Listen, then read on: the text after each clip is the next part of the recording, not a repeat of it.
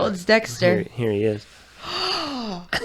Oh, he's your dog. You love each other. He is 16. Oh, wow. Yeah. Wow. Yeah, I have to carry him most places now, but he's still doing great.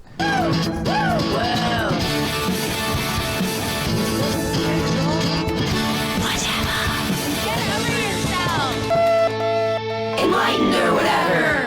We're good? It's on an almond farm. I think it's an almond or not almonds. I'll remember. The owner has a long lineage of being this type of farmer. It's this type of nut. Okay. We're gonna lead to the mic. Anyway, he has a lot of money. He loves artists and music, and it's on the it borders like Mexico. Okay. And so Sonic Ranch is it's a ranch for this type of nut, I'll think of it. And he's this older eccentric. He puts all of his wealth into the studio. And it's like anyone who's anyone is recorded there, but also if you're an artist, it doesn't matter. It doesn't matter if you're a local band that needs to want to make a record, you can come to Sonic Ranch and he'll make it, work. And you stay there. There's casitas. So there's different studios throughout. So different rooms that depending on, so-and-so might be in this room, so-and-so might be in this room for the week. But then there's community, little casitas and whatnot that you can stay in. And he has people that work on the ranch. And The nut farm? The nut farm. Yeah. And I can't really explain this whole setup because I landed there. Anyway, a producer friend, a mixer, a very good friend of mine, and another producer. We were tracking. They were like, I think your voice would sound really good with an SM5. Never even heard of one. And I had never even heard of one. Yeah, my buddy Ryan Hewitt sent Oh, yeah. is the one who told me to get it and sent me this eBay link to buy. He was like, you just gotta buy it because we recorded a song with it, and I think this is great for my voice. And it's but it looked like it had another thing on it that also kind of looked like it had been eaten. So he was like, just take it off, you don't need it, you just need the capsule. It could probably use a little operation, but it works. Sounds good to me. So it's all I use. But anyways, that we did a project at Sonic Ranch, but that place would be amazing. And you wake up in the morning, there's fresh juice and breakfast and almonds or something like that. Almonds, something like that. The owner takes you around the property, and it's you're like, I'm in the twilight zone. I don't know what's happening. This is incredible. You wake up and make music all day, every day, as long as you want. There's engineers that live there. I don't know how to explain it. It's crazy. Sounds awesome. It's awesome. Yeah. Welcome to the studio. Thank you. Thanks for having me. Nickolas. Do you prefer Nickolas or Nick?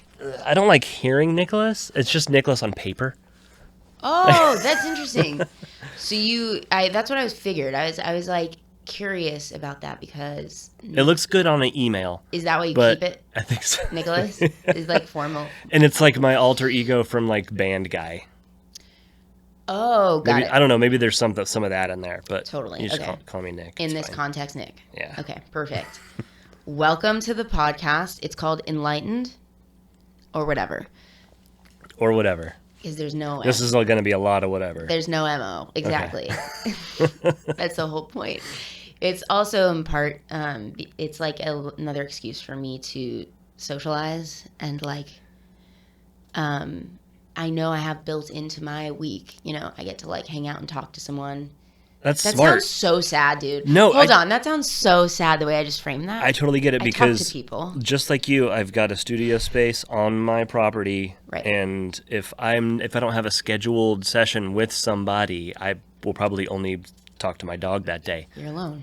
So yeah. I totally get that. That's genius. Yes. It's kind of, and it would happen naturally, right? Because I'm sure similar to you, it's it would happen naturally. I'll text someone be like, hey bro, you want to come over and hang, listen down to some stuff, or you want to come over for a smoke is usually a lot of people are, if you're nearby, that's the beauty of living here that I've really enjoyed, is the kind of only child in me loves that my friends live, everybody's kind of close, but yeah, everyone that would come over would come and hang one-on-one, and I would want to, like, a lot of the shit that people, I mean, you just came back from a tour, a lot of the things that people are processing with each other and just chatting when we're just hanging out and chatting, are things that I've found myself, I'd be like, hey, I want to keep this for me for later. Can you just say whatever, thing you just said again? Or or that tip or whatever it is.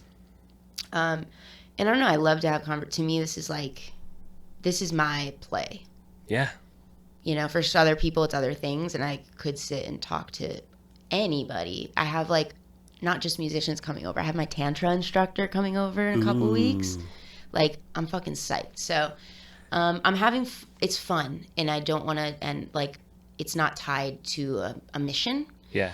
And I just want to keep it fun. So I'm always really excited that someone's Do you play. Do you not play video games? Absolutely not. I don't either. I've tried. I hate them. Tell me more. I wasn't allowed to play them growing up, and so I started playing music. And I'm somebody who, like, if I'm not good at something, I don't want to do it.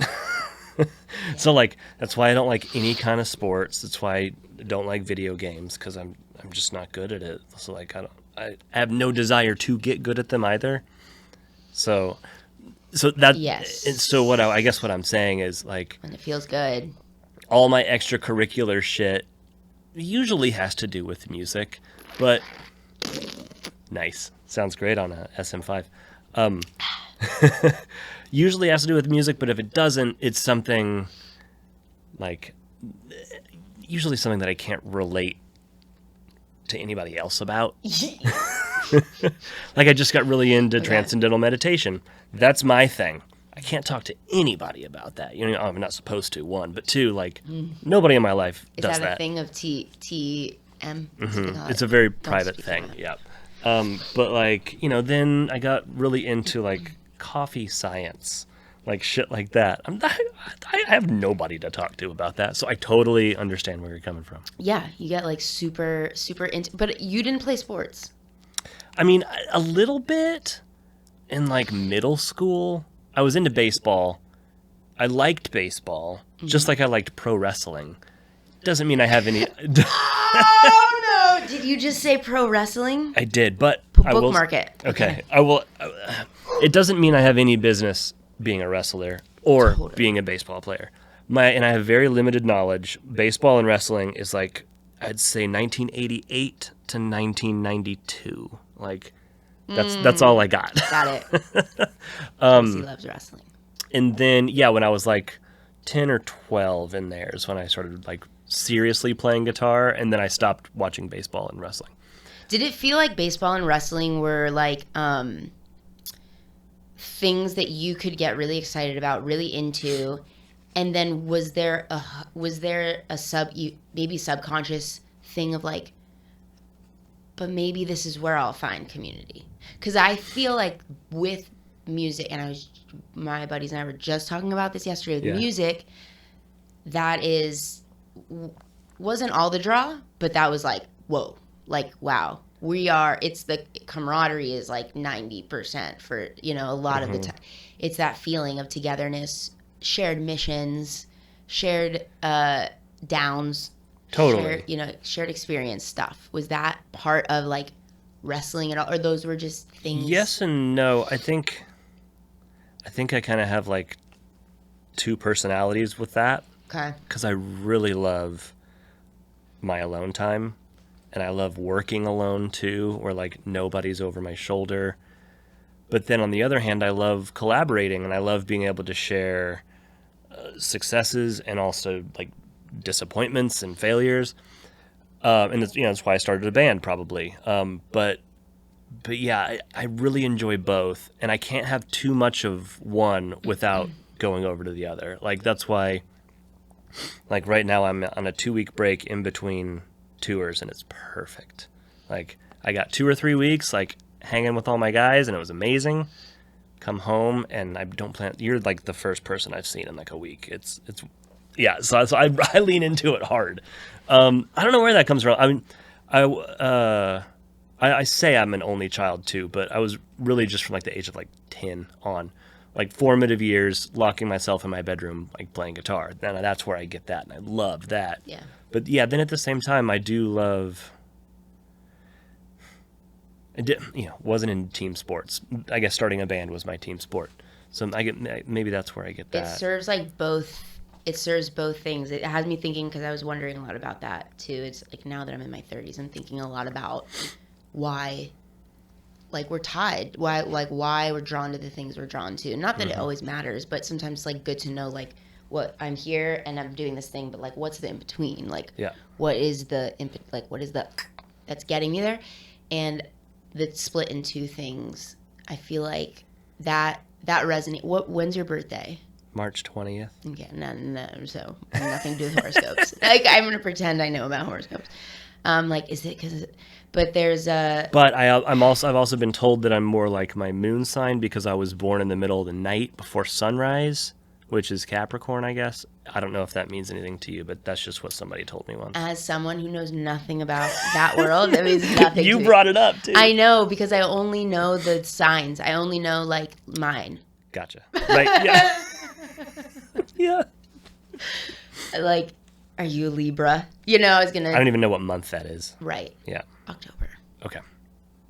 So, but no, we're like super loyal, but that feeling of, it might not be a Libra thing. I don't know what it's tied to, but I feel that with music too. So I feel that communal tie, like the split part of my personality where it deviates private inward life versus outward connection life versus inward connection life. And like, if they're not playing nicely together, maybe that's when and I feel like music is a space where both get to exist. Like having your studio, like you said, being in, and then also the shared sport of tour, of like that experience, the summer campiness, the totally whatever. What's the name of your band? Called the All American Rejects. That's cool. Sick. Are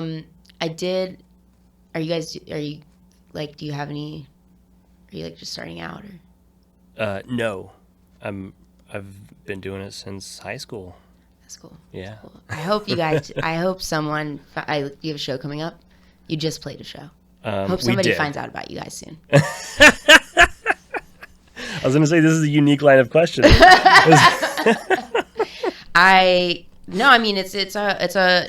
Not a lot of people know about. No, I'm kidding. Everybody knows about the All American Rejects. If they don't, it's fine. That's hilarious. Yeah, we did just play. It was my first hometown Nashville show. How is it for you? Nerve-wracking, and I didn't like it much.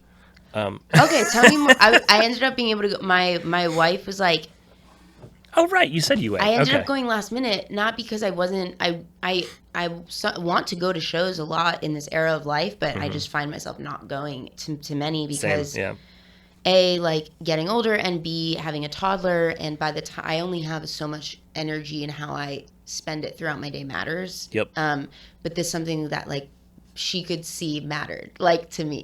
She was like, "Isn't he coming on your podcast?" And I was like, "Yeah." It's research. You got to go. Yeah. And she's like, but also, and she like, I was going to just tell you this too, but like I literally, like my Paper Heart, like that, all of those earlier records, that's how I learned guitar. Oh, wow. All the stupid tunings and shit. And yeah, and I would put up, like, I had in my bedroom, I'd print out on like Chordly or whatever the fuck those websites, E-Chord or whatever. I grew up in South Florida, and I don't know. There was no reason for me telling you that other than context for who I am. Yeah. But yeah, like put up chord sheets. There was a lot of like, it would be, a lot of Alanis, All American Rejects. Like I think I had a lot of your first record and second record just plastered because I didn't have a music stand and it was just taped up. So she remembered that like anecdote and was like, you gotta fucking go to the show. I'd never seen you guys live. Because when I was how old are you? Guess.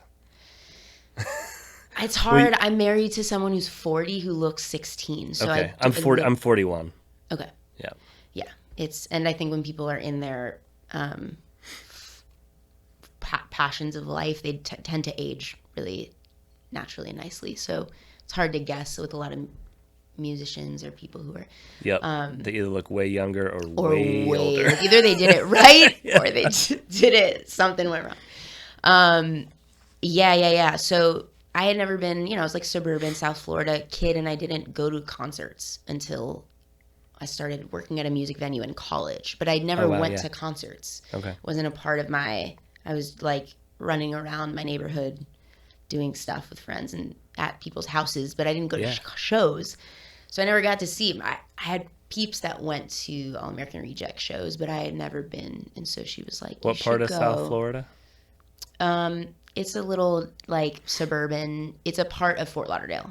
Okay. It's a neighbor. It's like it's kind of like how this, you bleep this, but like how this is called, but we live in Nashville. Right. Like that. Yep. So yeah, a little city called Plantation, Florida. Okay. It's an unfortunate name, but what's the venue in Fort Lauderdale? Is it Revolution? Culture Room. Revolution. Okay. Culture Room, I think, is a smaller room, but Revolution. I think I've played both. And then in Orlando, which is where I went to school, I bet you guys probably we did them all. We did the Beecham, the Social. We did the Social. Grew out of it, and the Beecham more recently, but then always House of Blues, and we just did the Hard Rock there for like the 10th time. That's Orlando's great. That's the spot. I could see you guys really killing it. Did you ever go to a venue called the Back Booth? No. The Plaza Theater? Plaza Live? We got more of the nostalgia acts. Okay. And like Macklemore before the hit, Okay. But yeah, and then the Socials where kind of like that whole downtown like clubs of like where you're growing, and that's like where I cut my teeth. It's downtown Orlando circa college. But getting to catch you guys, all this is loop back to you guys just played at what was the name of that? Municipal. Okay. And I do want to explain what I meant. I did have a great time, and I could see it. It sounded. Well, that's because I said I didn't like it much. Yeah. I think it was just stressful because. Oh, interesting. I think Nashville's kind of becoming a little bit of like an industry town in all genres now. So it's quite different playing Nashville in 2023 than it was. I think the first time we played here was in 2003. I think it was at the Ryman. Cool. But I didn't know anything about the history of it. I didn't live here yet, so it was just another venue. And we were here on a Sunday, so everything was closed. It was a really annoying day. Yeah. God, I sound like a fucking prick. No. It's you should hear me. I guess what I mean is I want to hear your experience about the show, because I was on the audience side of it. Okay. So I did have a lot of fun, but I will say I made more mistakes that night than like any other night on the whole tour, just because I was in my head about it. So I'm like, everybody here's a fucking musician. All my friends are here. Like the girl from the podcast. I didn't know until afterwards, or that would have been one more mistake. That's why I didn't tell you, bro. But it was great. You were in your head? I had a lot of friends come out. They were very supportive. It was awesome. Like our guest list was like 300 people deep. Like it was fucking insane. That's so fun. It was fun. I got to go home and see my dog that day. Like all good things. But yeah, I think overall I was happy when it was in my rearview mirror and I got to just go play in fucking some random city the next day. I feel it. That makes a lot of sense though. And I know you live here now, so it's not just a stop on the tour. Were you living in Oklahoma right before that? Where were you living right before this? I moved to Nashville 9 years ago from LA, but yes, originally from Oklahoma. Then LA. Then it's not just a stop on a tour especially when you live here. Mm-hmm. Now it's a living here. Is that what got you in your head? Is because you like have roots kind of here? Yeah, and I'm the only one in the band that lives here. I'm the only one in like any of my whole group associated with the band. I'm the only one that lives here. So it's kind of like worlds colliding too. It's like I had a lot of friends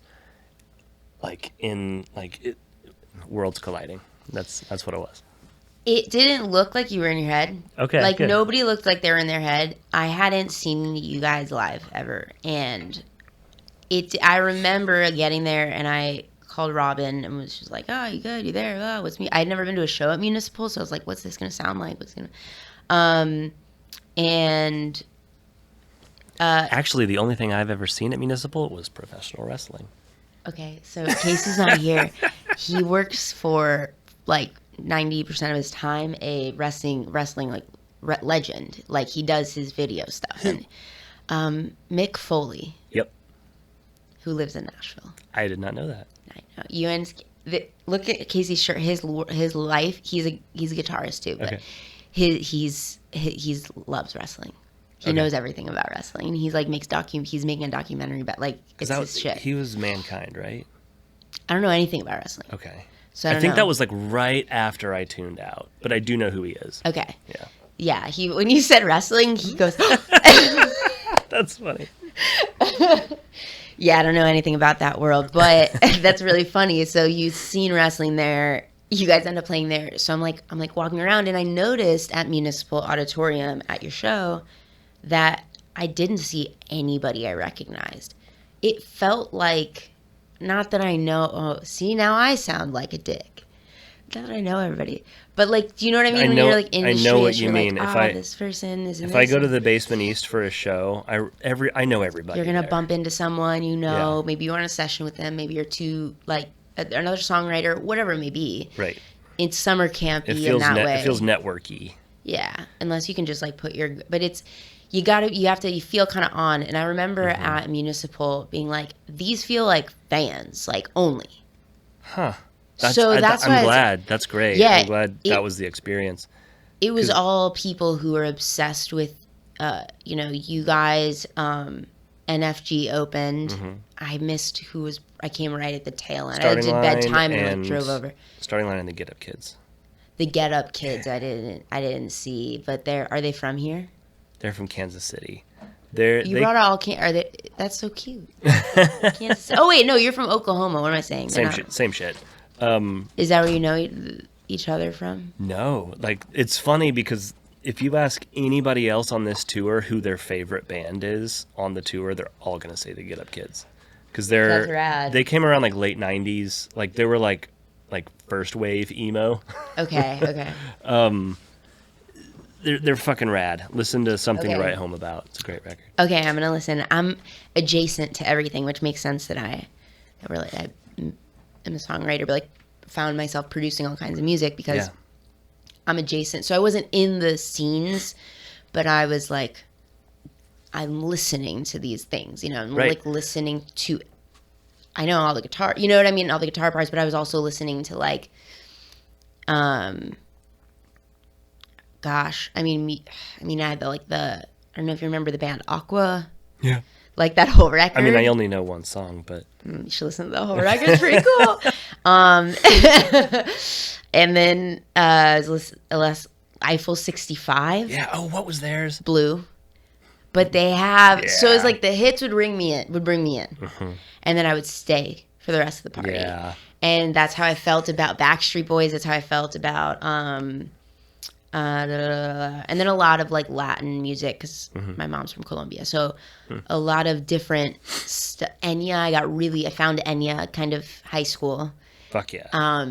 And I think via Imogen Heap, like so it's adjacent, but so that's the Get Up Kids. I'm so sorry I don't know them, but it's just because I wasn't in the scene.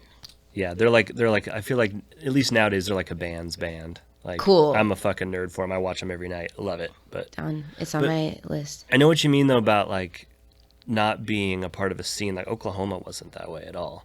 Like okay, say more. When you describe your like suburban South Florida experience, like probably the same shit, but we shouldn't have a beach.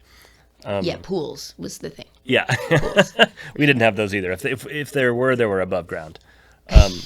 But yeah, like I feel like you could be aware of other music, whether it's the Get Up Kids or Dashboard or whoever else, Jimmy Eat World, that I was listening to when I was in high school. But like you couldn't be a part of that. Like, so you wanted to do something similar with your own take or, whatever on it in order to get out of Oklahoma and maybe, if you're lucky, be a part of that. You know what I mean? But there's not like a local scene. And going back to the Nashville thing, like I know so many artists and so many bands that there are so many opportunities to play shows in Nashville.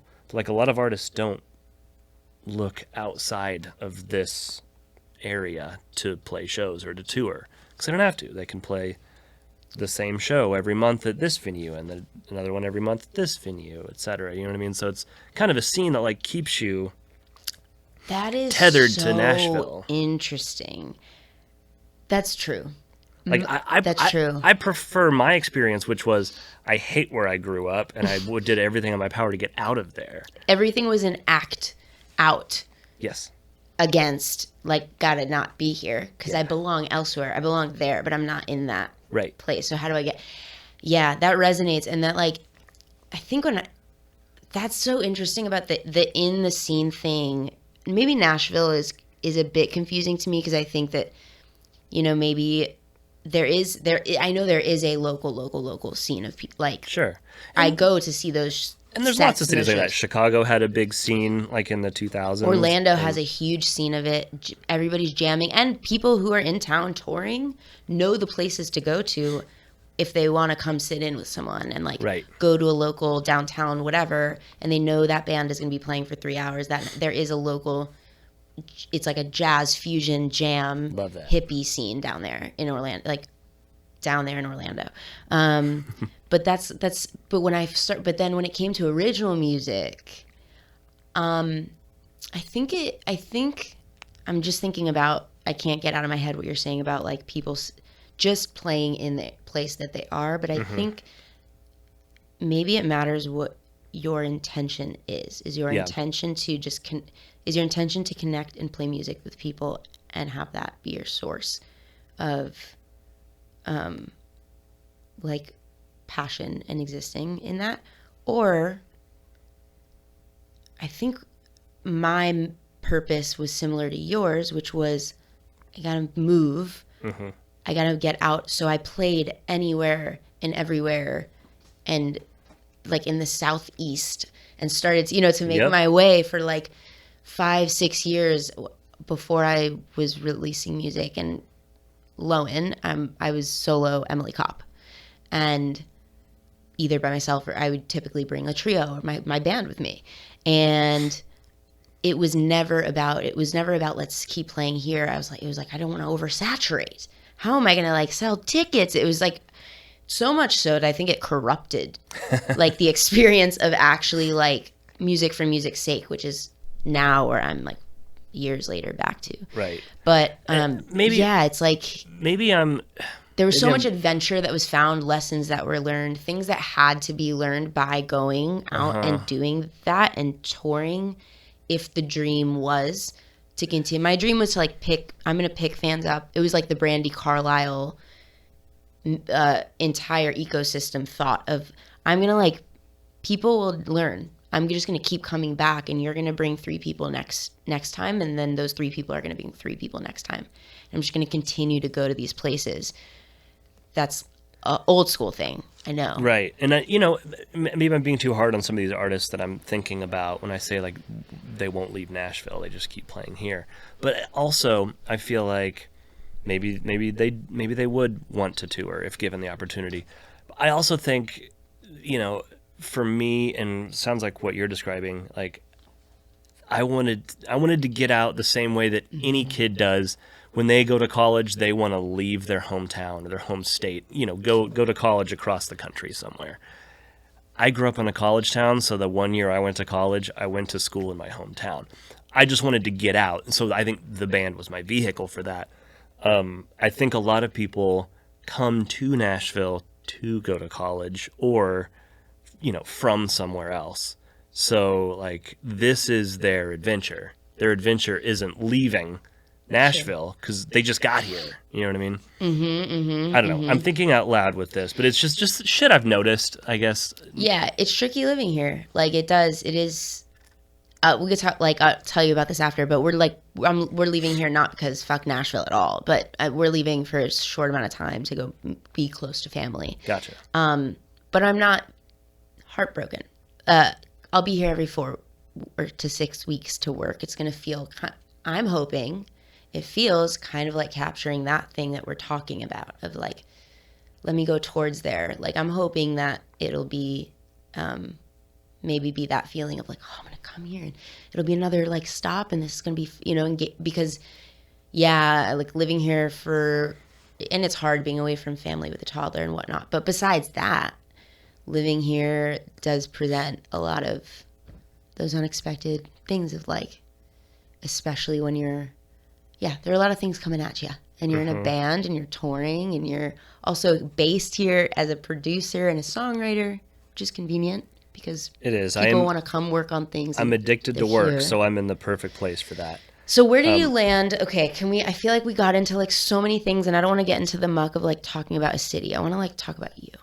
Okay. But to be fair, I do love Nashville and it does feel like home. Nashville. My hometown doesn't feel like home. It's where I'm from, but I wouldn't go back and live there. I've lived in other places that just felt like a stop along the way. This feels like a good base. Like, You I said do it's like been it 9 here. years here? Almost, yeah. When did it? They say it's a 10-year town, so one more year and I'll be it'll famous. Be like one more year, but maybe it's one more year and it'll start to feel. That was interesting what you said. Going back home it's your home, but it doesn't feel like home. Yeah. This is like your chosen home. I was just gonna say that. It's just like chosen family. You know what I mean? Like, you don't get to pick your family, but you get to pick your chosen family. You don't get to pick where you were born, but you can pick where you spend the majority of your time. Yeah, it's similar, and no place is perfect too. Like, even the home or family you're born into, you can love it and have beef with it too. Totally. Just like your chosen home. Yep. You can love it and have some beef. Yeah, I'll It's fine. And I can be one of those people that says I don't cross the river. Like, I can.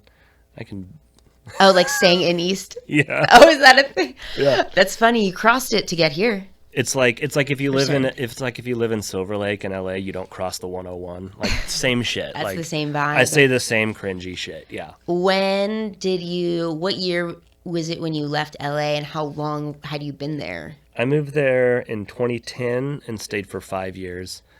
I thought it would be convenient. Like, I found myself in LA all the time for work. And I was like, I held off as long as I could, like almost a decade. And I was like, fuck it. I'll move to LA.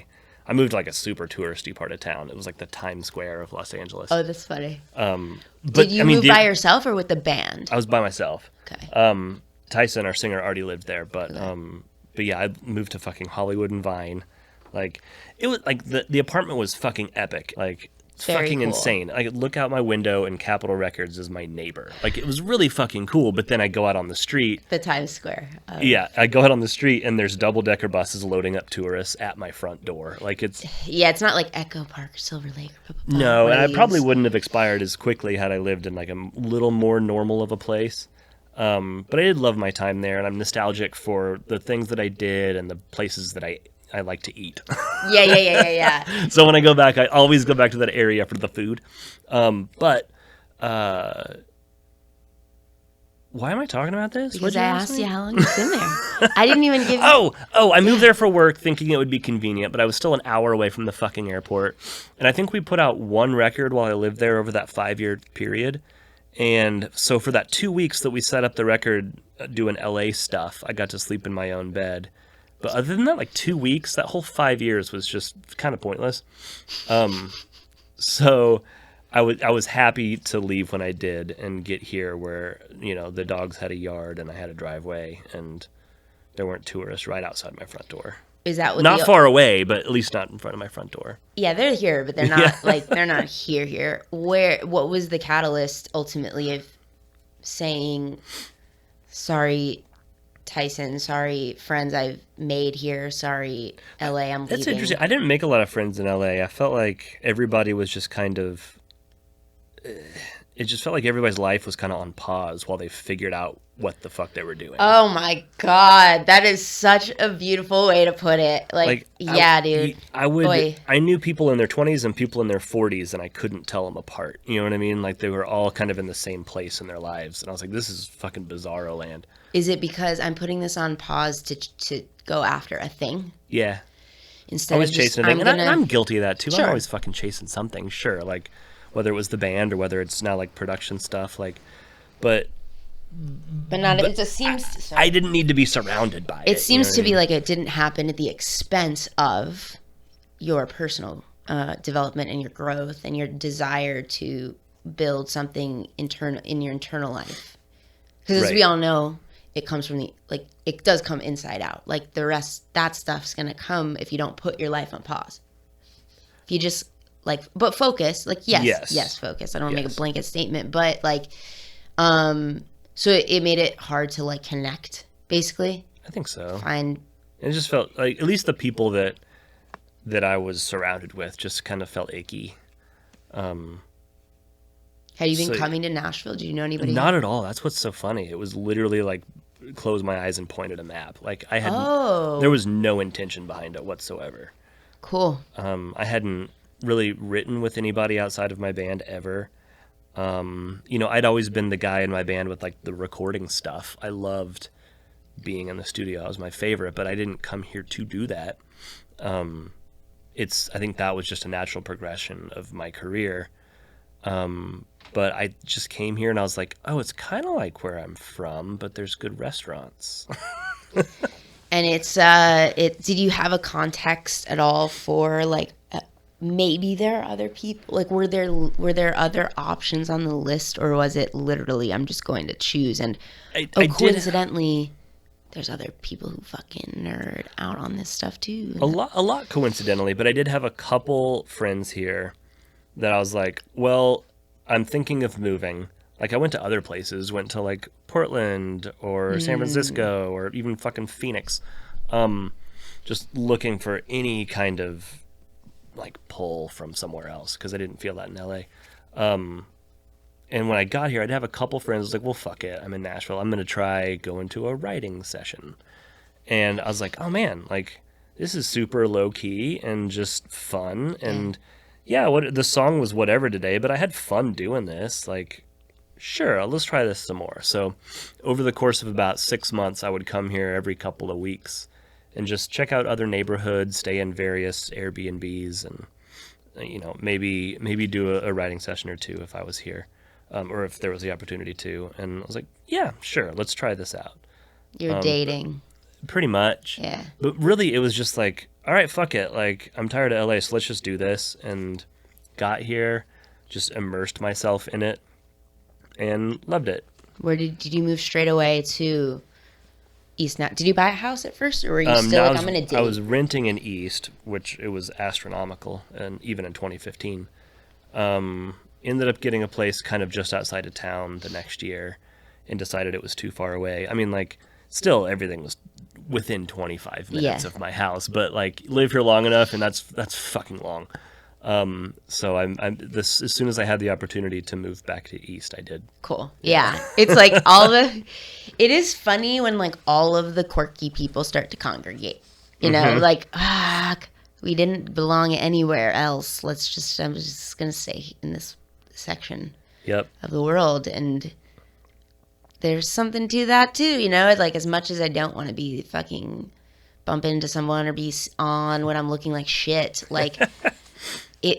it's kind of nice to have. That's so you ended up right where you were supposed to start to your chosen spot in your adult life where you can so when you moved here, was the band still busy? Were you guys still what was the era? Because there's there's a 10-year gap there. There was never a formal hiatus. We never broke up or anything. No, but everyone's living their lives. And I think what that was our 20s were devoted to the band, and that's all we did.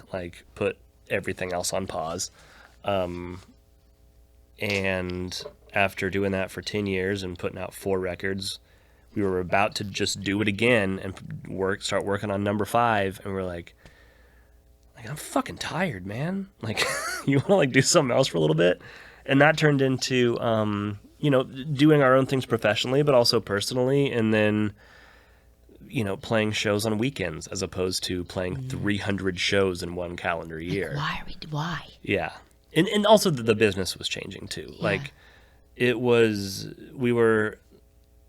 all the people at the label that we were on were leaving or fired, and our manager at the time was just going through the motions like radio and MTV. It's like, bro, like that's not really the formula anymore. So it kind of, everything about it just kind of felt tired at that moment. So we're like, okay, let's just do something else for a little bit. Like it felt like phoning in the built-in type of thing. And it's like, how are we we're evolving as people. Yeah. As artists. Like we were used to touring and not making money because we were promoting a record that people would hopefully go buy. That's just not the model anymore. Like, people listen to music for free because it's content. And then hopefully they go to a show. And that's where you make your money. And at that point, we were, like I said, we were playing 300 shows a year. And it's like, we can't fucking, like, that can't be the thing that can't be number one on the list of how to promote music for us right now after doing that for 10 years. So almost like at this juncture of our lives, our age, our goals as people, what we want our day-to-day joy of life to look like. The question then becomes like healthy longevity as human beings too, because I don't know, how old were you when you guys started the band? We made when we started, I was 17. And the dream is like, let's fucking grow it. Your why is very different. Like, let's make it. Right. We can make it. And now you're sitting in a different place, and it's like, now what is I want like longevity and health and creative. I don't know what is that kind just of joy and fulfillment. Joy and fulfillment. Yeah. It's kind of like an amazing place to be and to like take the time to not squander that question by rushing to answer and like. And I mean, don't get me wrong. Like, there's still like a bit of healthy competition in there. Hopefully, it's healthy competition, and also just like wanting to, I don't know, leave some kind of mark or leave something, make some noise, and just feel like there's a purpose for doing what you're doing. There's definitely some of that, but in the end of the day, it's just like, okay, what's going to make me happy today? Coffee that doesn't fucking suck or come from an airport. Check. Figured out how to do that on the road. Mobility. Like, I'm getting older. Like, sleeping on the road is just getting tougher. So like. And you guys are moving. Yeah. So like figured out how to like work out on the road. Figured out how to not eat like shit on the road. Just figuring out how to sustain that and feel good doing it. I mean, I think it's really neat. As I had never seen you guys live again, and like to see it felt like there were a lot of things coming at me. It was like as I stood there with my liquid death, just like it was a lot coming at me because it was very nice. Yes, you guys plain or spicy? Plain. Okay. Plain, but I do have a lot of. I'm a flavor. There's a spicy. If I knew there was, I just call water with bubbles spicy water. Oh, it was spicy. Yeah. It was spicy. Okay. Oh yeah, they sell it without the fizz. Yeah. Why? Let's get a water bottle. That's funny. So you can have the same feel of like a beer, I guess. But and you guys placate to it nice, like in a cute way, like the nostalgia, as you know. But like there was that all coming at me, and as a musician, and I live in Nashville, and it's just like very full circle, and how meaningful it being in my bedroom. Worlds colliding, man. Like you existed here, and there's a lot of that for me that has happened as I've grown in my like adult life. But like there was that coming at me, but then on the bigger picture of seeing a band that I was like, okay, I know what you've done, but there's so much artistic expression in it, and you guys can be whatever you want to be, because clearly there is like alchemy between all of you. So it's like you can see it and you can feel it. That's cool. Thanks. And Tyson was fucking like, what's the gun hat thing?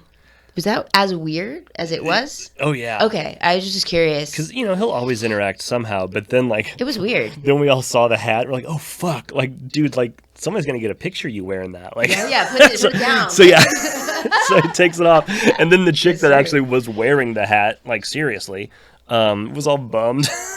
She should be. Probably lost that fan, but whatever.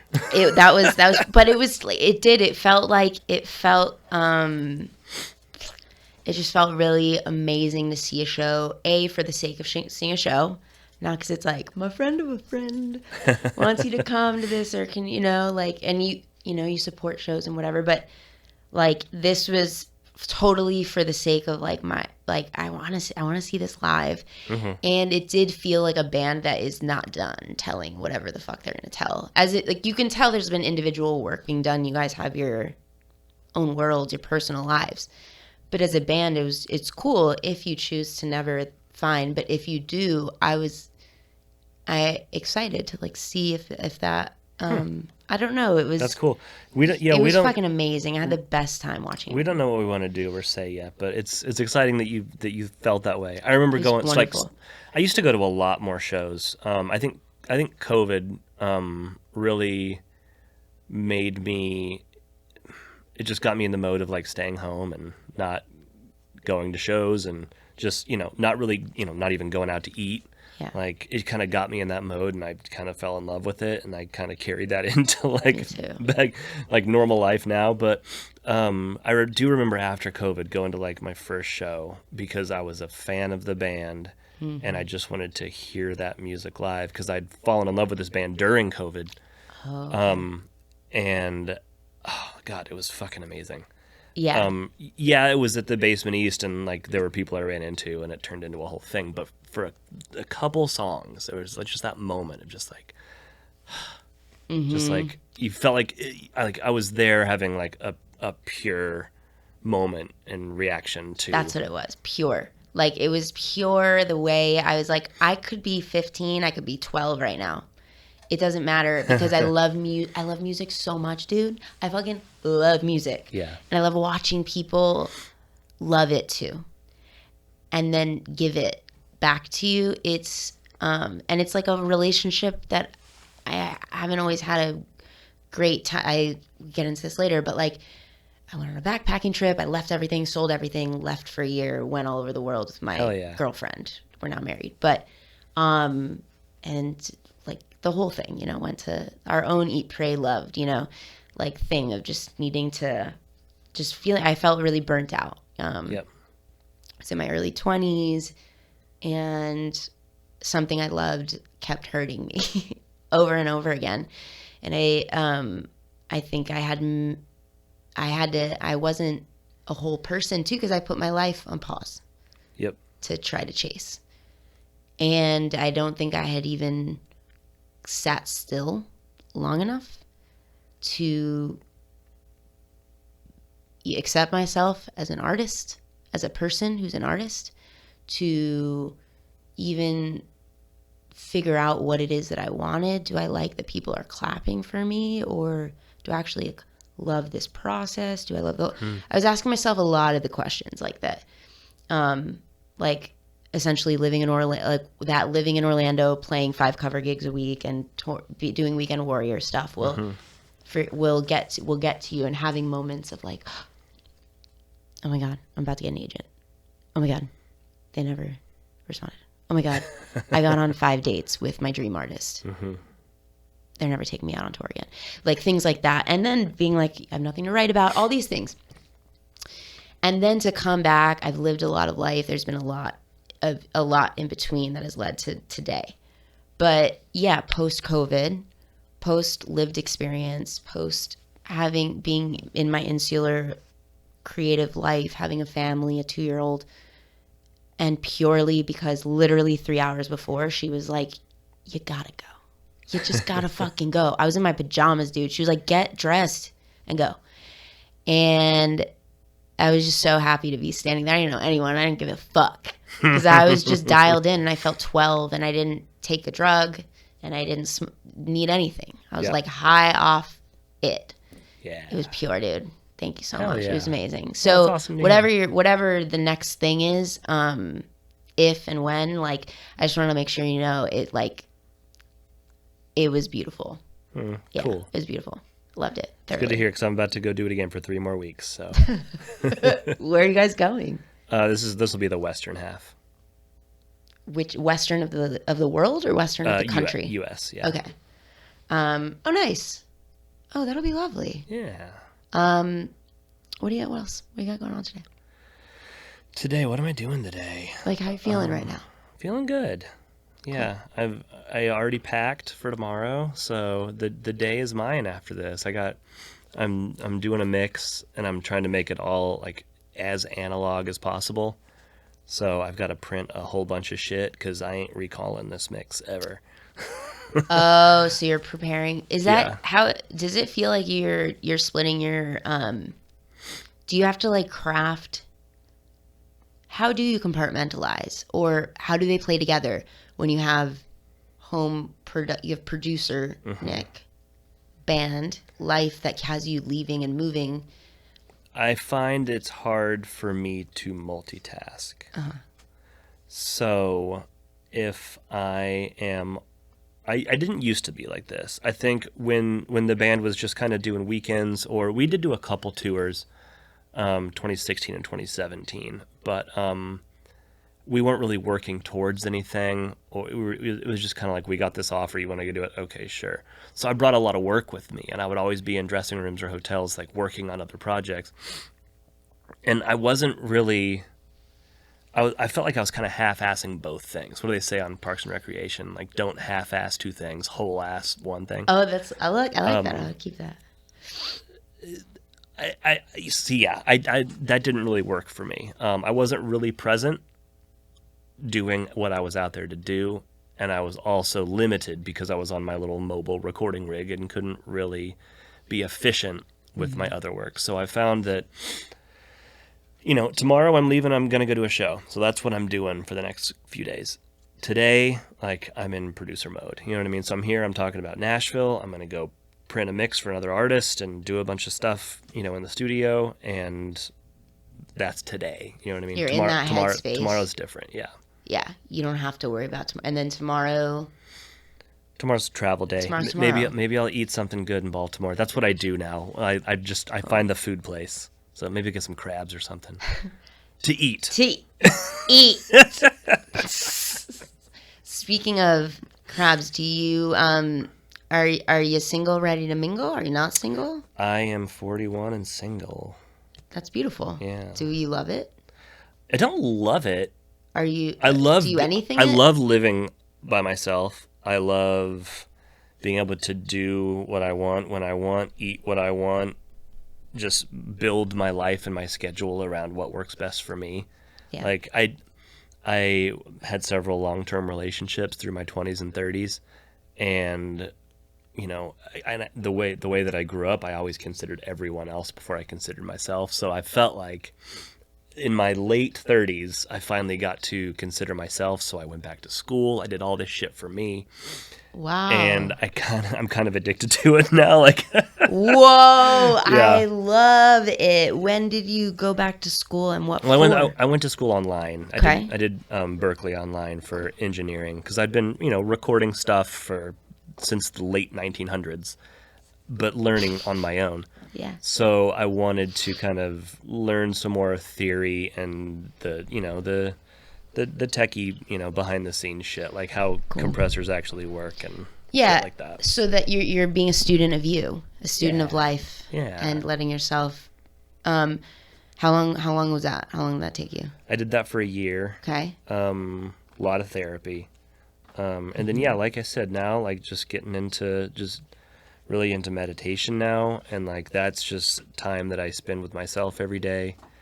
Like I also am very, like we all are, we're distracted by phones and work and whatever else. Our own brains. Yeah. So it's nice to have something that's just like, I'm not allowed to do shit for the next 25 minutes. You know what I mean? I even sleep with the TV on. Like, I'm never not distracted. You know what I mean? Has that changed for you since you've started this, like, TM or just any kind of meditation stuff where it's starting to trickle? I don't want to put the TV on yet, or... I do feel like I'm a little less just anxious and, like, not manic, but just like, that feeling where you walk into a room, you're like, why did I come in here? You know what I mean? Like, I thought I needed something that, like, that's kind of like the feeling I always had. And that's kind of leveling out a little bit. So that's nice. My therapist calls it chickeny, which is kind of how I exist. Like in real time right now, you know, everything's going on, but it manifests in physical forms. You come into a room, you're like a chicken. Yeah. Or you can be like the owl, right? You can sit back. Yeah. And probably do what you do in that 25 minutes. It allows you to just even fucking stop long enough to figure out why you're going into the room. Like, right. A little bit. Yeah, you just get to sort your thoughts and, you know, kind of rewire and recalibrate. When you started doing like, oh, this 25 minutes for this or for this, when you started this era of this is for me, it's time for me to get on, to focus on myself. Like, well, I kind of feel like it's now, at this point, it's just being selfish. I've been able to do it how long for has like it been? 4 years. Oh, I think it's going on 10, 15 years now. No, that's you're just on the beginning of I'm at the beginning of it, I think. So I'm curious. Like I'm genuinely, because setting the 25-minute thing, did you respect yourself enough at the beginning to even do it? Or did you say, oh, yeah, I set that, I could just not do it? I'm not gonna no, and I think it's just because this particular type of meditation is very, very regimented, and I am very routine. So if there's a parameter that I have to meet and follow, I will do it.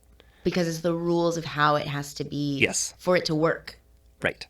When any other kind of meditation I've done in the past, or any other I've had a very good like exercise routine for the past few years too, because I found a way to have that just be regimented and ready for me every morning in an app. I have a trainer who sends me exactly what to do, and I do that. Anything else that was just like any other kind of meditation or workout shit, whatever, when it was kind of more on me to decide how long to do, what to do, I just like, this is like, I don't want to think about it. I just want to know what I'm supposed to do, show up, and I'll fucking do it. Yeah, you're being your parent a little bit in that sense. And then that whole thing started about 4 years ago. Yeah. I think, wait, what year is it? Yeah. Almost 5 years now, yeah. Whoa. Do you feel, how has it changed? In what ways have you changed by implementing all those things? I'm trying to look into my future. So you live in Nashville. I'm sure you know all about the Enneagram. Yeah. I learned. I took it 5 years ago and got one result. And then I took it a couple years ago after doing all this stuff for myself, all this work on myself, and I got a completely different result. So I think it's working. It sounds like it is too, because they say, nothing, no big shift happens. Right. You know, to like embody a truth. Yep. On a cellular level. Just, yeah, like takes these steps, but after 4 years to look back and see that you're literally probably on a cellular level, at least on an emotional level, on an intellectual level, you're just like different. I hope to God. Yeah. what has this all been for? Wow. What were your numbers that you started? Not that I don't know anything about this. I know I did it once, and I Sorry know for chewing ice in your microphone, by the way. But at first I was a 9, which I think the bad qualities of a 9 are you can be a pushover, which I've kind of felt like I was just like, sure, whatever you guys want, like my whole life, like whether it was family or friends, whatever. And then now I'm a 6, which I think it's not that. I don't know a lot about it, but the 9 is you're I don't know the 9, but when you say like a pushover, like whatever you guys want, I think, because I'm that, I think it comes, at least for me, comes from like I'm avoiding conflict at all costs. Like there's already so much. Oh yeah. There's already so much. I don't want to be a cog in anybody's wheel. Right. So you learn how to be really adaptable to like, personalities. And if I envision like a puzzle with missing pieces, or like if things fall in Connect 4 and there's like a missing one, I'll just like, and I can morph.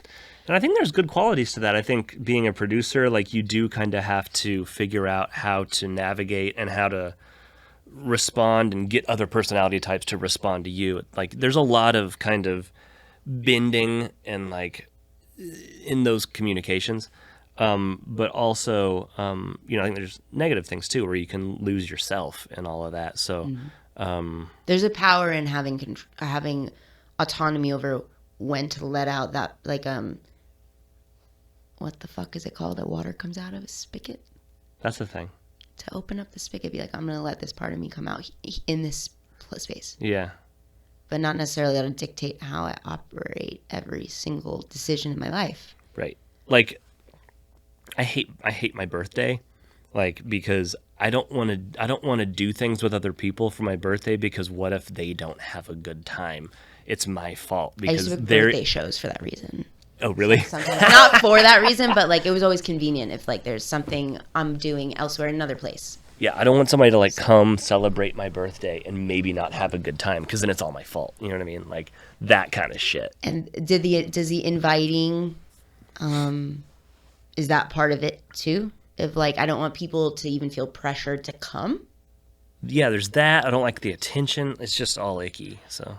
Yeah. How is it? So do you have any plans for so has that evolved? Do you still feel that way about your birthday? Oh, yeah. Okay. My new thing is I'll either go out and buy myself a nice steak, or just order one, or just make one at home and just fucking just chill with my dog.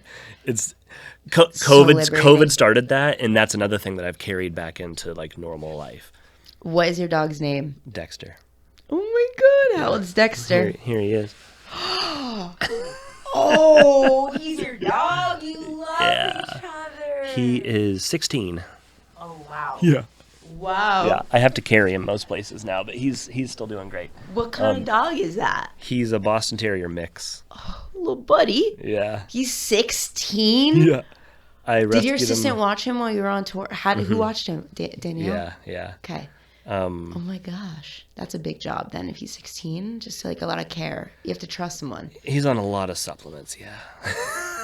Oh my god. I rescued him in 2010, took him on the road. I didn't intend to. It was one of those things, like I got out of a relationship and I was like, I'm going to get a dog. So I met him and I was like, all right, cool, we're going to do this. But the band at the time was on, not a hiatus, but like, we were going to take a year off to write a record. So I was like, perfect time to get a dog. And then we got an offer to do Warped Tour that year and then some other things. I was like, well, fuck. I was like, I guess I'm the guy with the dog. You guys mind if I bring him along? And he went on the road for like 2 or 3 years. It's great. Oh, was it? And because of that, like that was his formative time. So now he's most content in the studio, especially when there's other like musicians or band people around. Like he just loves it so much. When we're in my house, he'll just like pace around, like not know what to do with himself. But when we're in the studio, whoa, because he cut his teeth on the road. When we're in the studio, he just curls up and he sleeps for fucking 8 hours. It's amazing. Anything could be going on, drums, guitars, whatever, action, and he's in peace. He's fine, yeah. That's so sweet. Yeah. Oh, so he'll be at your next birthday for sure. Yeah, he'll always be there, yeah. That is kind of liberating, doing stuff by yourself. There's also the pressure attached to going to shows alone. Oh yeah, I love doing that. It's kind of powerful. Yeah. To me, and this like because again, I don't want to invite somebody to something and them not have a good time. I'm just gonna go by myself. If I can do whatever the fuck I want, leave when I want. Did you ever have any baggage of like a monkey on your back, thinking that like, oh, is this gonna be weird? Is this weird that I'm out by myself? Because that was something that I had to cut ties to real fucking quick, because I was like, that doesn't matter. I like this. I think I thought I was supposed to feel that. Oh. But I never did. Great. I love going to shows by myself. I love going to dinner. Ahead. I love going to dinner by myself. Like, it's funny, like on the road on days off or like travel days, I would often, like I said, find the place you're supposed to eat wherever I was. A lot of times that would be a solo mission, but like now everybody else is like older, prioritizing different. I don't know, maybe feel like they're missing out, but those are rarely solo adventures anymore. But that's okay. I love that. Your solo adventures. No, it's caught on. Yeah, it's caught on. That's that's sweet though. It's something that like started by yourself. Now people are like, can I come with you? Yeah, Like, totally. You're taking +1. But yeah, I mean, I don't mind going and doing stuff by myself. Like, like I said, most of my childhood was spent by myself anyway, so I'm comfortable and secure and in that. So, do you feel you need to connect? Like, you're not tethered to your phone in that way either? So, in a physical sense, I'm like super comfortable alone, but I like to have a body in the room sometimes. But see, like, that makes me anxious. I don't sometimes. want us to talk, but it has to be someone that I know really well. That's what I haven't mastered. Do your own thing, like an assistant. Do your own fucking thing. Don't talk to me. I don't need to talk to you. But I don't want to be fully alone. Yeah, and I don't know if that's... I feel like I'm responsible for them I guess in a way that I either have to entertain or engage. I'm not good at that. Is there anybody in your life that you could think of that you have that level of comfort with, where you wouldn't feel a pressure at all, where like they're not even thinking it? They're not even thinking about you. I mean, maybe not right now. I think I always feel that, like, oh shit, there's people here. I got to be on. You know what I mean? So if we were switched right now, what would you be feeling? If this was your studio and you have someone over for a podcast, but you want it to be natural and like a fun hang, and you want to like get to know each other. That sounds stressful. Would this be horrifying for you? I love the idea of it. Like, I know Casey's there. Hi, Casey. But I also forgot he was there because I'm trying to lock in with you. I never forget somebody else is there. Partly have because you ever microdosed mushrooms? No. That might help. I've heard a lot about this recently. It could help. Okay. It's helping a little bit. It helps me sink into not being hyper aware of everybody else's energies, feelings, just aware of where everyone's at in the room, kind of. Because then it takes away from your own experience a bit, but it is helpful to sometimes have. Does it help you disassociate or unplug? Because I have other things that I do for that. No, I don't want to disassociate. It's the opposite. Okay. I do that. I'm actually trying to not disassociate. Like, me sober, I'm trying to not be disassociated. Okay. As a person. So I'm probably just gonna cut this, but like as a person, but like I'm in the shower, 10 minutes go by and I don't know where I have physically been. I have mentally been I have been elsewhere. That kind of sounds nice. It's a little scary. Okay. It's nice. It's nice. A little too nice. It can be nice. But then when you're like, oh my God, I'm late to this. Oh my gosh, I have to go pick up this, what was I in the middle of doing right before I stepped into the shower? Because the shower was just a task. Right. That I was supposed to get me to my main part of the day. Right. And now the shower has become something, call it shower, call it whatever, a drive, making coffee. The other day I made coffee, and it converges a little bit with some ADHD tendencies, depending on the person. I'm not trying to like therapize this whole thing, but just I'm learning. I'm studying a lot of this stuff, so I'm learning a lot about how they can play together. But it can present as ADHD, vice versa. But where you set up something, like I'll go to make a coffee, and the active chaos, my awareness of everything, the needs of what needs to be done, be it external or internal needs, feel a little overwhelming, and then I'm off to the races, and then perhaps I come upstairs to just do something else later, and I realize I never made the coffee. What I would never forget to make. It's coffee. That level of like it's like that level of like missed task completely because perhaps the dissociativeness came over me in that moment, and so it's like it's a lot of things, but all that to say, I think we started at, have you ever sat by yourself in a room with someone? Like, would that be helpful for you? Or would it be stressful because you're aware of them? I mean, that sounds nice. Yeah. If you could. If you could disassociate. But again, that's probably why I'm so comfortable like doing things by myself, is because the pressure of entertaining somebody isn't there. You know what I mean? I hope to be there. I hope to be in that like place soon where I'm not like constantly where you know your own needs. You just know your own needs and you're comfortable with it. Yep. You're comfortable enough to just live it. Yep. And say like, I'm going to have a dinner for one right now. I'm going to go out to dinner. Do you go out to dinner solo? Yeah. When you're home now? Yeah. Mm-hmm. I haven't in a while, but I do. Yeah. I like it. I mean, it's a good like restaurant town. I always like trying new places and shit. So yeah. I've never been out to dinner. No. Do you have any suggestions? No, out to dinner I've been, but by myself on a date. Do you bring a book? Nah, it's just my phone usually. But I would normally like go to a restaurant that has a bar, like where they serve like the full menu. Like that was kind of the gateway. But then it got to the point where like people think, and I imagine it's worse for females too. Like people think if you're at a bar alone, you want to talk to them. Yes. I had a few bad experiences in that way. So I just started like making a reservation for a table for one. And it's been fucking epic. I love it. Especially, I do like sitting at like a counter where you can watch them like make all the food. Yeah. Love that. Like Butcher and Bee is great for that. My spot, yeah. I love Butcher. Nicky's Pizza Bar is great for that.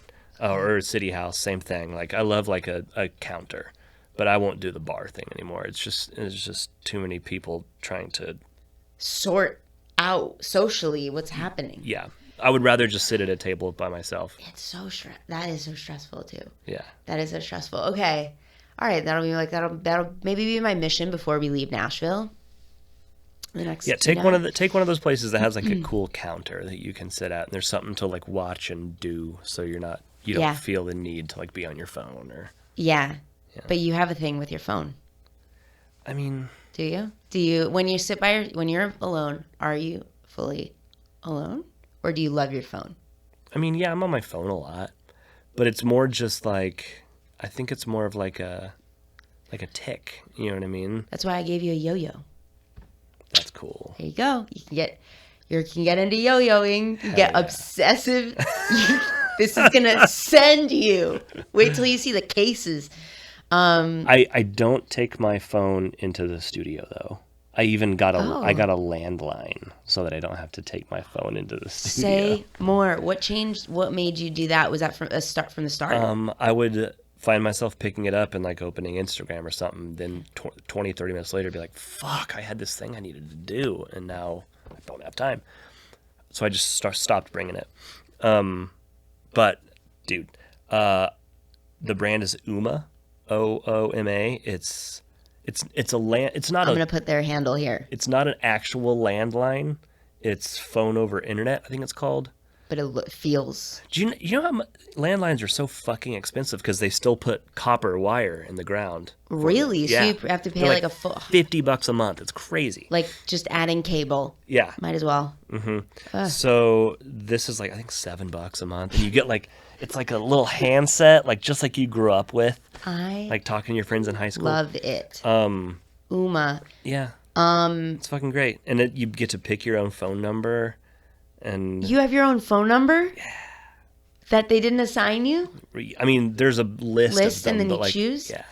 Did you design what you got to pick what your phone looks like? Is it vibe with the studio? Do they have different I mean, it's just a black wireless handset, but that you can get like retro ones, like a rotary. That's what's up. I love that idea. It's great. Do they have ones with video in it since it's over internet? Maybe. I don't know. We can like video in like, hey, listen, you want to hear this? Like, whatever. If you have, I don't know, that'd be so sick. So it keeps you from, do people call the studio? Are you actually using it? Mm-hmm. And are you calling? Well, because you know how all your devices are connected now. So if you get a phone call, it pops up on your computer. Yes. So I know when I'm missing a call from my cell phone that's in the house. So I'll usually just hop on messages and be like, hey, call the studio. Like if it's my manager, like somebody that I know is calling me for a reason. I'll just like, hey, call the studio if you need something. Love it. Yeah, it's been very difficult to get people to learn or program a new phone number for me though. So I always have to tell them like, stop calling my fucking phone. Call my other phone. Call Wheelhouse. Yes. I love that idea. That's so smart. Yeah, game changer. That's so fucking smart. And I get so much more done, and the time that I spend is so much more intentional, I feel, in the studio, because I'm not trying to multitask. I go in there with a goal or with a list, like, this is what I'm doing today, and I do that. Then when I'm done, I go inside, and then I look at my phone the rest of the day. The junk food's not there, so you're not going to indulge. Totally, yeah. It's not there. There's no option. Yeah. So, yeah. That worked for me. So. Don't bring it into the space. Yeah. That's fucking sick. I'm like, my brain's buzzing. I'm like, how can I incorporate that into my whole household? Like, but we need our phones. Get rid of the cell phones. Just fucking phone over internet. Whole house. Phone over internet. And then there's like a simple phone that I've been looking into, but I don't know. I take pictures of my daughter every 5 seconds of the day. So like, that's kind of tricky. Just get a analog it all. I'll just take my get a disposable camera. You're like, I don't know if this is any good. We'll find out in 2 weeks. In 5 years, we're living off grid. Yeah. You find out we live in fucking Oregon somewhere. I'm like, Nick, we fucking fuck all. I want that. I want to hear that. 5 years, I'm checking in. Yeah, sounds great. All right, dude. I think we've been talking for a long time. How do you feel? I hope that was interesting for somebody. I had a great time, but I had a good time. Yeah, I feel that's the other thing. I don't like talking about myself. You know what I mean? We should talk about that. So I'm like, why would anybody want to hear me talk about myself? But I thought it was an interesting conversation. We didn't talk much about wrestling like we intended, but I think ultimately, and that's a thing for me. Like, there's no mission for this either. There is. The mission is to make it joyous and to have fun. And I'm like, also it's a little bit for if not for anybody, this is for little me. Making this, the act of doing it. That's cool. Whether I post an episode or not, and things are just, which I have, there's many out, and we're sitting on a lot, but because it's like turning into a thing, but like I'm doing it because I can't answer any of the questions that maybe a lot of that I grew up with, like asking, hearing, and, I don't know how this is going to make me money. I don't know. Why am I doing it? Because it feels good and fun, and I get to connect with people. I get to invite people into my space, which is something that I love to do. I don't have to host a big party. That sounds stressful, but I can host and like have space with that sounds manageable. One-on-one with people. Yeah. And it is meaningful to me, and getting to edit it's fun, and some of these are really funny and they get bitty, and some of them are really like serious, and whatever it is, it's just I get to create space, and I don't have to know, and the act of doing it is meaningful, and that's awesome. I'm having so much fun. So I'm just grateful if anybody's down to come play. Hell yeah. And be like a part of it. And I mean, I feel like with what we do, like creatively, a lot of times somebody will walk in and you've never met them before, but like instantly you have to be like, okay, we're going to get serious and like maybe write about something serious. Okay, let's share some trauma first. Like I feel like you have to be comfortable just like coming in and dropping your guard and just like, all right, cool, let's talk about whatever. And I love doing that. I love listening to conversations like that. I remember over COVID, I did a few podcasts that were not that, and I had hoped they were going to be that.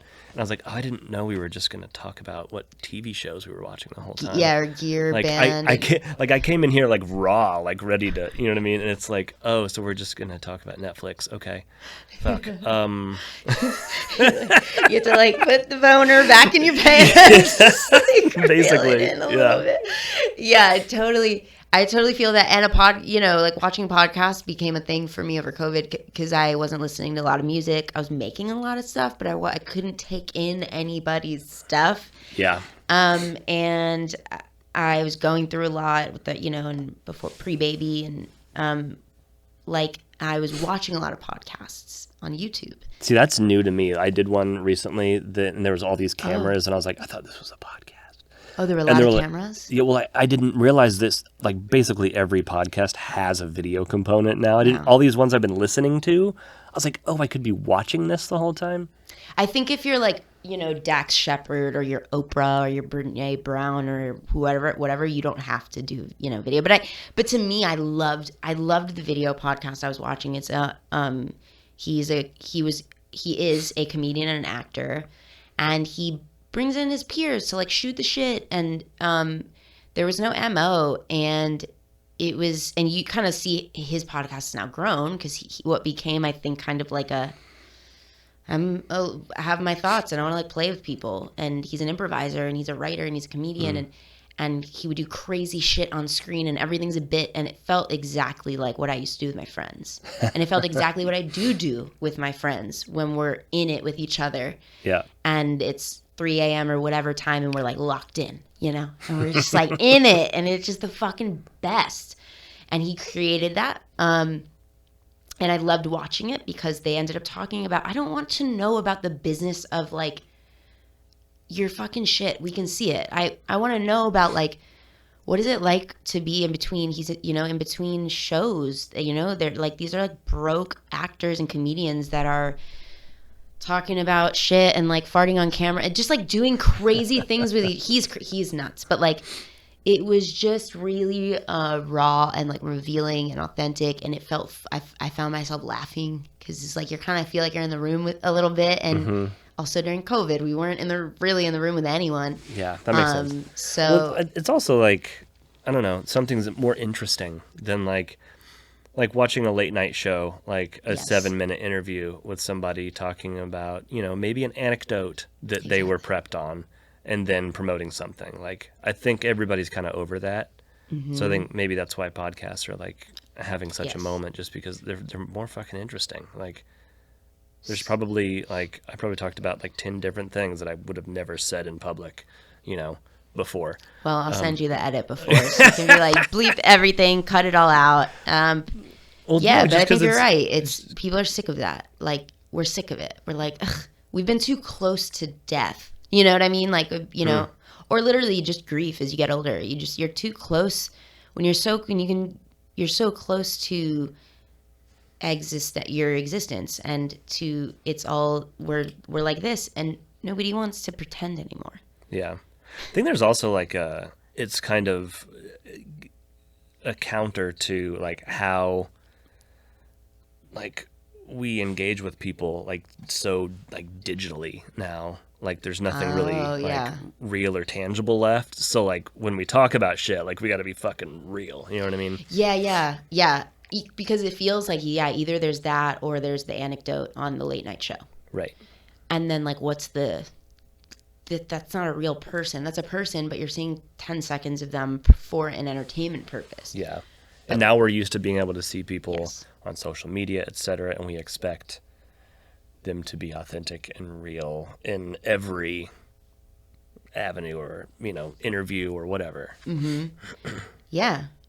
We want the real thing. And I think that back to what you said, you don't know who's going to want to listen to this. The way I saw, his name's Rick Glassman. I saw him look on camera many times, and he's literally what inspired me to just do it myself, because it felt special, and I watched that and I connected. I really connected, and I saw someone who was like, I don't fucking know what the fuck this is and what I'm doing, but here's what I'm working towards, and here's, in the projects he's worked on, and just he's an artist and talking about it all and talking openly with someone else and not pretending to be like, well, we're working on, and I've had people come in here and had episodes that I haven't told Casey yet that I'm like, I don't even know if I want to put this out, because it feels like an extended 7-minute late night show. Right. It feels like I know someone is entertaining, and that's not what I am not doing that for this. Like, I'm trying to, like, if these weren't off, like, what would we be doing anyway? And kind of a thing. And that's the feeling, at least. So I all that to say, like, yes, I don't know how I was going to close this loop, but I connected. Sorry, I think I reopened it a little bit. That's my bad. I connected with his stuff, and I think people will you know, whoever connects will connect, because they'll, a lot of the times I watch these episodes while we're editing, and I'm like, oh fuck, if I wish I could have heard what that person is saying right now when I was, you know, 15 or 16, downloading your records on LimeWire. Yeah. You know, like giving your computer some kind of infection. printing out tabs and, you know, whatever it may be. If this was on YouTube then, and I could have heard a person who is not Beyonce and not busking on the street, not that there's anything wrong with that, but I was told that maybe there kind of was some, you know, like, you got to be, what are you going to be? Yeah. And the truth of the matter is there's a whole spectrum of ways to be creative in this world and to live a healthy, beautiful life. And I think that if I could have heard some of the stuff that I'm now getting to talk about, just by the act of making this. So yeah, it's for little me, and I think, yeah, that's cool. If anybody else gets to hear it, but it's like, yeah, like I have basketball hoop in here for a reason. Everything is to remind me. It's all healing, like you said. Like, it's all gold too. That's bitchin'. It is bitchin'. Oh, we got grown up fun in here. Hell yeah. Details, baby, details. Yeah, like you said, you the band, everything, like the moves you made were because I want to get out of here. This is an act out against to preserve who you are. I got to keep myself safe, and I have to like preserve the magic of myself. And I know I'm not going to be able to do that here. So you did things to like do that. And I think that is like what this is. All of it is. My whole life. It's an act to preserve and learn more about who I am. Yeah. And I have to like make decisions to do that. It's not just going to happen. I have to like make a fucking podcast, you know, and just like, invite people in. And it's all, that was the loop. So I think people will watch it. Well, it sounds like you got something out of it. All 10 of them will watch it. I will watch it too. Sounds like you got something out of it. I definitely did. Oh, maybe. Why don't you close us out of this podcast? Oh, that was it. We're done. All right. Hope you watch it. Awesome. Nick Wheeler, thanks for coming. Thanks for having me. That was fun.